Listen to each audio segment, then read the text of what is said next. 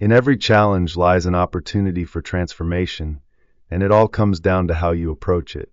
Instead of dwelling on what went wrong, blaming others, or fixating on the frustration, ask yourself, what am I going to do with this situation?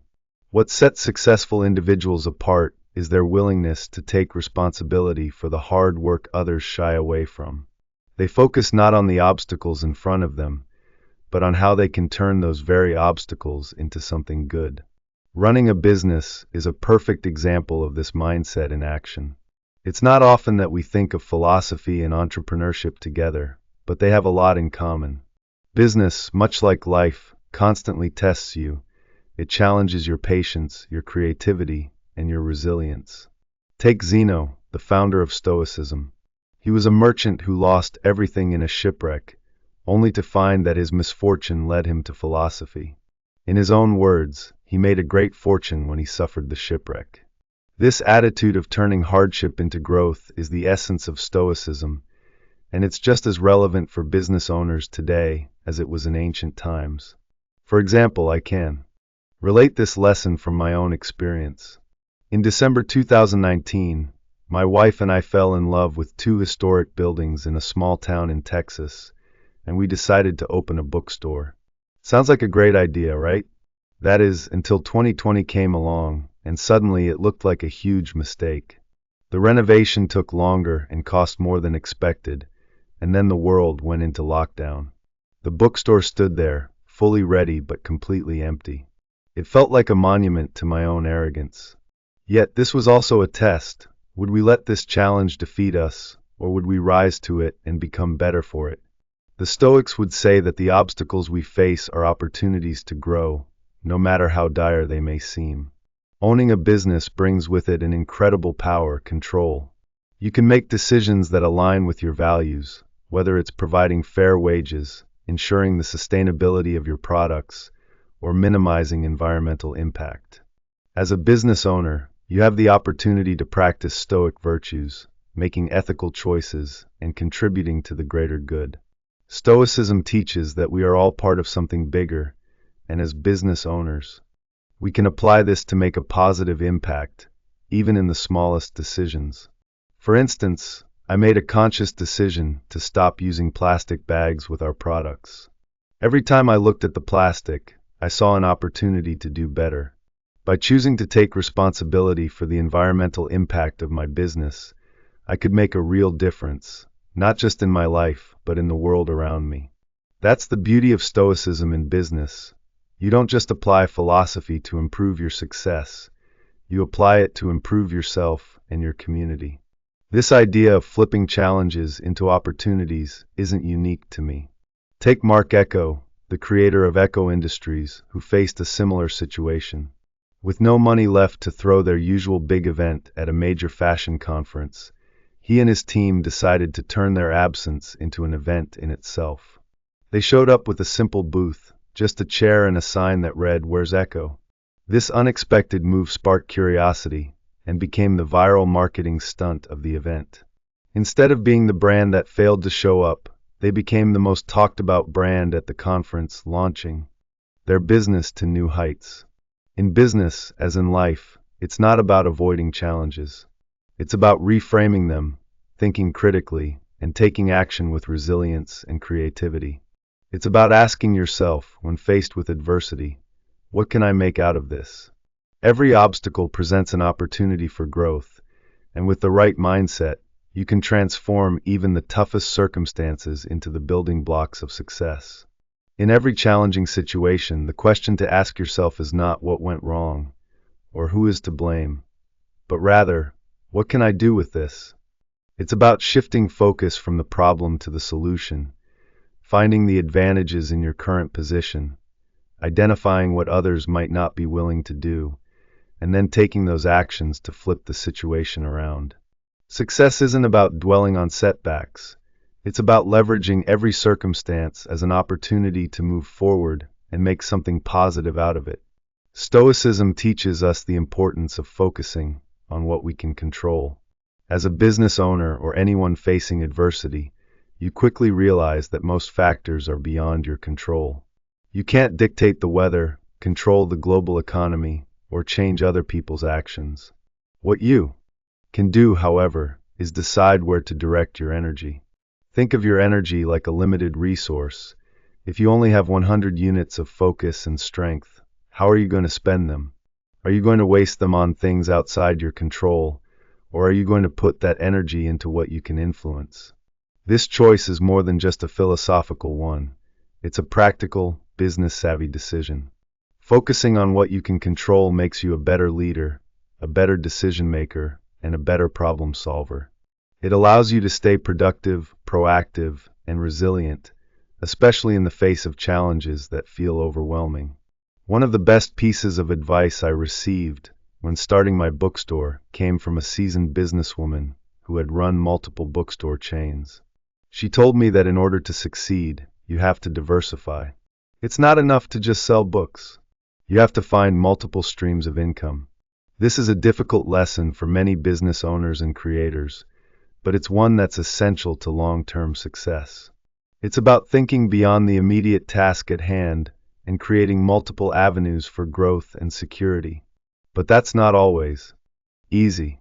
Just like any other entrepreneur, I've faced setbacks. For example, last year, a Texas freeze caused significant damage to my store's roof. It wasn't fun, and it wasn't cheap, but I knew it was necessary to invest in fixing it before another storm hit. Instead of stressing about the cost or wishing things were different, I took practical steps to ensure the store was more resilient in the future. That's the core of Stoicism, preparing for what life might throw at you, not by worrying about it, but by making real, tangible changes that improve your situation. True success, whether in business or in life, is a result of the groundwork laid months or even years in advance. When I sit down to write, the words I produce are the result of the work I did the day before, and the day before that. When I feel confident in myself, it's the product of the effort I've put into my physical and mental well-being. Nothing in life comes from nowhere. Whether it's success, inspiration, or even a great day at work, they are all lagging indicators of the effort and choices you made beforehand. The temptation is to get distracted, to compare yourself to others, or to follow the trends that seem to be working for everyone else. I've seen this happen firsthand. In my time at American Apparel, I watched the company shift away from what made it unique, chasing after what other brands like Forever 21 and Urban Outfitters were doing. But in the end, that distraction cost them. They lost focus on their core mission, and as a result, they struggled to stay relevant. The lesson here is that staying true to your principles, your mission, and your unique strengths is vital. You must resist the urge to stray from your path and remain disciplined, even when others around you are getting sidetracked. This applies not just to business, but to life in general. The Stoics understood that discipline is key to both happiness and success. It's about sticking to what you know, focusing on what you can control, and not getting lost in the noise of external distractions. Whether it's personal growth, career ambitions, or navigating challenges, the key is to stay focused on your own path. You are the only one who can walk it, and that's why it matters.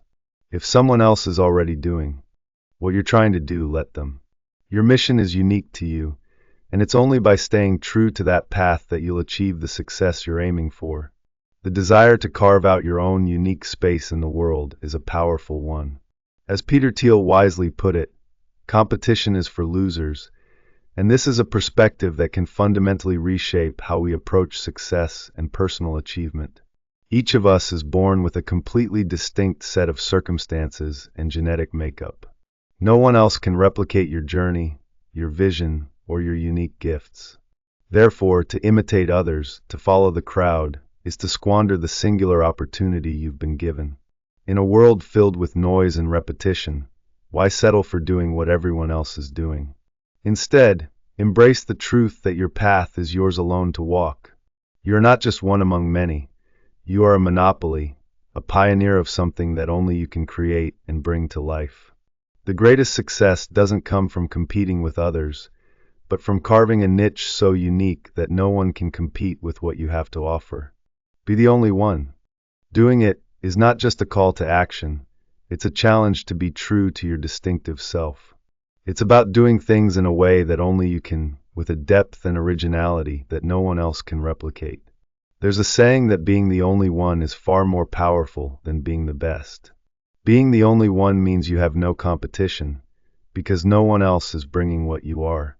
That's your strength. The world doesn't need more of the same. It needs more of you. This mindset isn't just reserved for entrepreneurs or creatives, though. Whether you're working on a business, a personal project, or even in relationships, authenticity is the key.